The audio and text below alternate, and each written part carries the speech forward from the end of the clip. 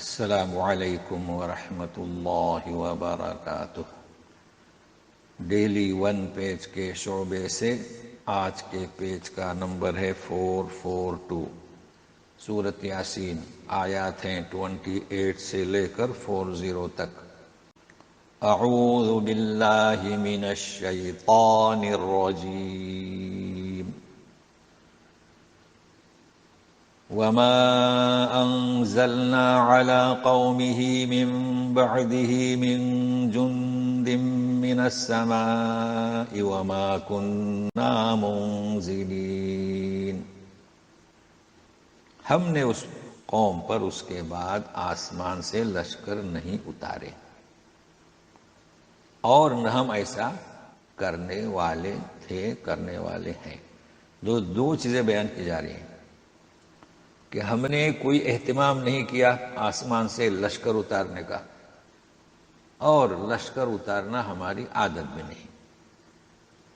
یہ اور بات ہے کہ کبھی اللہ چاہے تو اتارتے ہیں، فرشتوں کو بھیجتے ہیں، مگر یہ کون لوگ گزشتہ صفحے میں ذکر ہوا ہے جنہوں نے نبیوں کی نہیں سنی اور ان پر حجت قائم ہو گئی، نبیوں کا مذاق اڑایا، ان پر الزام لگایا، ایسی بستیاں۔ اور کہا جا رہا ہے قریش سے کہ انہیں جب ہم نے ہلاک کیا تو کوئی لشکر کا اہتمام نہیں کیا تھا، تو پھر کیسے ہلاک کیا؟ تو اگلی آیت میں ہے، سنیے۔ ان كانت الا صيحة واحدة فاذا هم خامدون۔ ان نافیہ، الا اس بات نہیں مگر ایک چیخ، یا کہ مثبت ترجمہ کریں کہ وہ ایک محض چیخ تھی، صیحۃ واحدۃ، ایک چیخ تھی۔ بس چیخ کی آواز آتے ہی کیا ہوا؟ اچانک وہ خامد، بجھ بجھائے ہو گئے، ختم ہو گئے۔ تو یہ ہے کسی بستی کو ہلاک کرنا ہو تو اس طریقے سے ایک چیخ، ایک کڑک۔ اب ایسی بستیوں پر شدت سے حسرت کا اظہار کیا جا رہا ہے۔ یا حسرۃ علی العباد ما یأتیہم من رسول الا کانوا بہ یستہزئون۔ بڑا ہی افسوس ہے بندوں پر کہ جب بھی ان کے پاس کوئی رسول آیا تو اس کا مذاق اڑایا۔ تو افسوس حسرت ہی رہے گا، اس لیے کہ قیامت میں اب اس کا ازالہ نہیں ہو سکتا۔ تو اس کی مختلف شکلیں تھیں۔ گزشتہ صفحے میں انہوں نے کہا تھا کہ تینوں رسولوں کو یہ تمہاری نحوست ہے جی۔ بعض مذاق اڑاتے تھے کہ یہ ان پر آصب ہوا ہے، جادو ہوا ہے۔ بعض مذاق اڑاتے تھے کہ یہ کیسے ہو سکتا ہے کہ ہم دوبارہ زندہ کیے جائیں گے۔ مختلف شکلیں تھیں۔ تو اب تنبیہاً آگاہ کیا جا رہا ہے کہ پرانی قوموں کو دیکھتے نہیں، ان کھنڈرات کو دیکھتے نہیں۔ ظاہر ہے کہ خطاب قریش سے ہے اور سارے لوگوں سے ہے۔ أَلَمْ يَرَوْا كَمْ أَهْلَكْنَا قَبْلَهُمْ مِنَ الْقُرُونِ أَنَّهُمْ إِلَيْهِمْ لَا يَرْجِعُونَ۔ کیا دیکھا نہیں انہوں نے؟ کتنوں کو ہلاک کیا ان سے پہلے، اب کتنوں کو کیا؟ من القرون، قرون سے مراد امتیں بھی، قومیں بھی اور جماعتیں بھی۔ تو کئی قوموں کو ہم نے ان سے پہلے ہلاک کیا، اور جب ہلاک کیا تو وہ لوٹنے والی نہیں ہے، اپنے لوگوں کی طرف لوٹ کر نہیں آ سکتے۔ جن پر بھی ہلاکت ہوئے، قوم لوط ہے، عاد ہے، سمود ہے، وہ فنا ہو چکے، بجھ بجھائے ہو گئے، لوٹے نہیں۔ لیکن کہاں لوٹیں گے؟ تو سنیے گا۔ وَإِن كُلٌّ لَّمَّا جَمِيعٌ لَّدَيْنَا مُحْضَرُونَ۔ اب یہاں پر بھی ان نافیہ اور لما یعنی الا، مطلب نہیں ہے مگر۔ تو اس بار ہی ترجمہ کریں کیونکہ کلن ہے کہ سارے کے سارے، اور جمیعن، وَإِن كُلٌّ لَّمَّا جَمِيعٌ، سارے کے سارے ہمارے پاس حاضر کیے جائیں گے، اور ظاہر ہے کہ حاضر کیے جائیں گے گرفتار کر کے۔ تو یہ لما جو ہے نا متعدد بار آیا ہے، بروایت حفص کے اسے لما پڑھا جائے گا، معنی کیا؟ اللہ. اور بروایت ورش عن نافع لما. تو آپ سنتے ہوں گے یہاں پر قراتیں چلتی رہتی ہیں بروایت سے، تو کوئی وَإِن كُلُّ اللَّمَا، کوئی وَإِن كُلُّ اللَّمَّا، تو اسے بھی ذہن میں رکھیے. اب مزید توجہ دلائی جا رہی ہے، نشانیاں بتلائی جا رہی ہیں اللہ کی قدرت. مقصد کیا ہے؟ کہیں نہ کہیں وہ دعوت کو قبول کر لیں.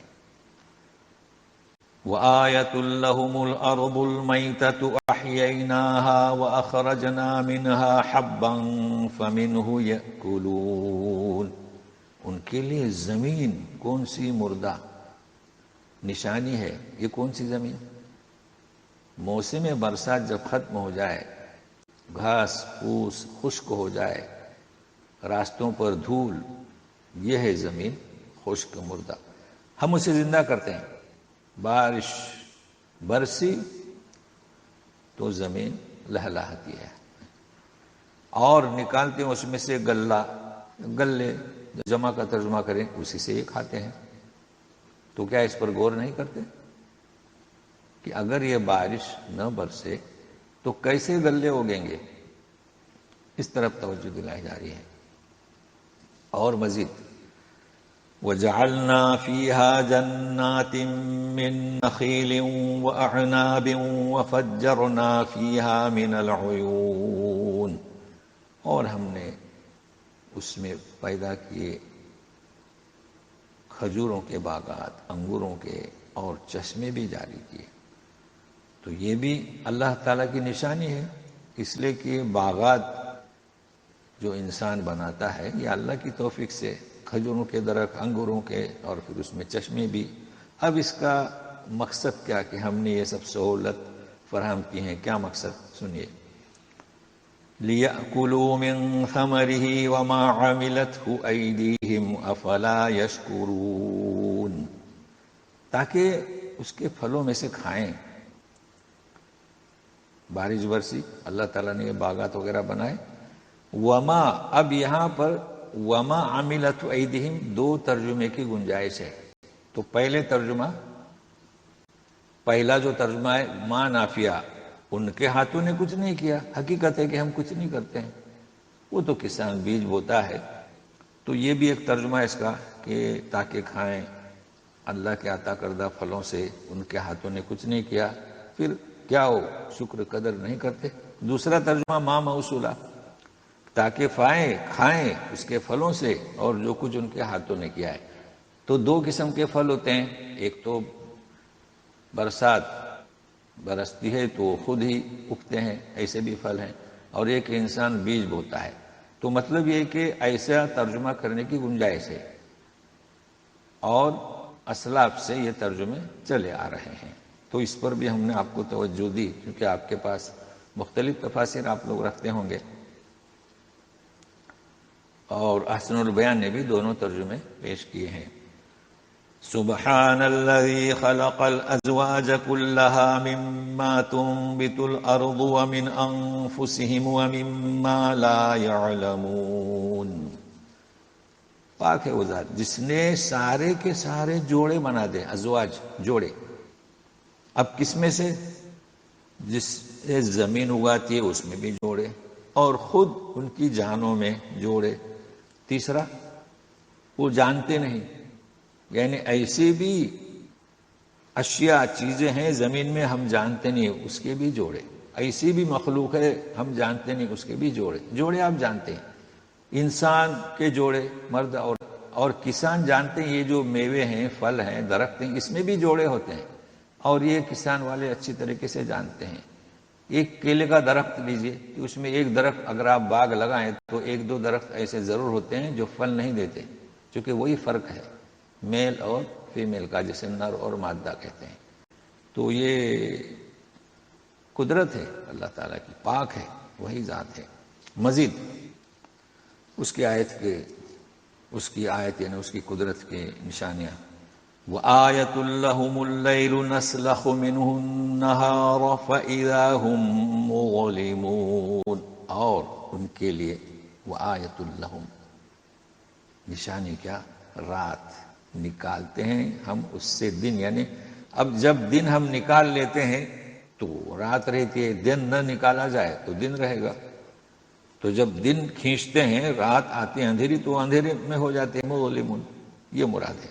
اچھا اسی طریقے سے سورج، والشمس تجری لمستقر لها ذلك تقدیر العزیز العلیم.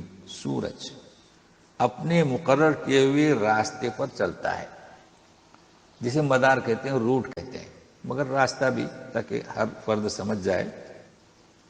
سورج کا ایک روٹ بنا ہوا ہے، ایک مدار بنا ہوا ہے، ایک راستہ بنا ہوا ہے. یہ اندازہ کس نے کیا؟ یہ راستہ کس نے مقرر کیا؟ ذالک تقدیر، عزیز اور علیم، جو غالب ہے، جس کے فیصلے کو کوئی رد نہیں کرتا. لہذا سورج کی کیا مجال، اور جانتا بھی ہے علم کی بنیاد پر. آپ دیکھیں گے کہ موسم میں سورج اپنی چال کو تبدیل کرتا ہے، آپ غور سے کریں.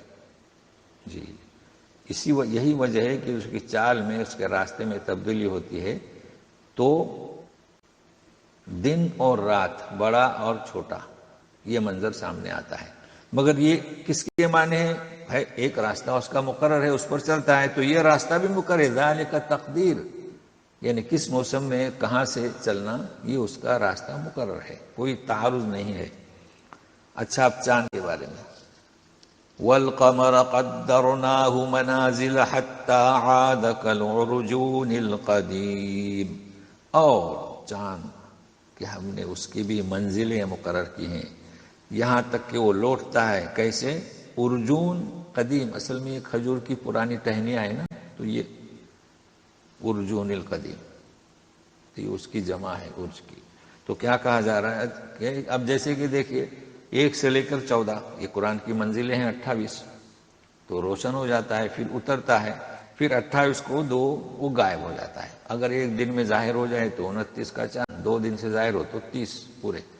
تو یہ بیان کیا جا رہا ہے. اب مزید سنیے، لَلشَّمْسُ يَنبَغِي لَهَا أَن تُدْرِكَ الْقَمَرَ وَلَا اللَّيْلُ سَابِقُ النَّهَارِ وَكُلٌّ فِي فَلَكٍ يَسْبَحُونَ.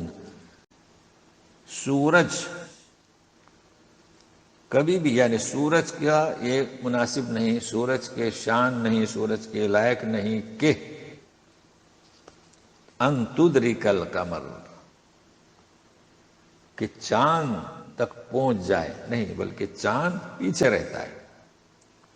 وَلَا اللَّيْلُ سَابِقُ النَّهَارِ، اور نہ رات دن پر سبقت کر جائے، ایسا نہیں ہوتا. بھائی سورج چل رہا ہے چل رہا ہے چل رہا ہے، تو ایسا نہیں ہوتا کہ چاند کو پکڑ لے، نہیں ہوتا.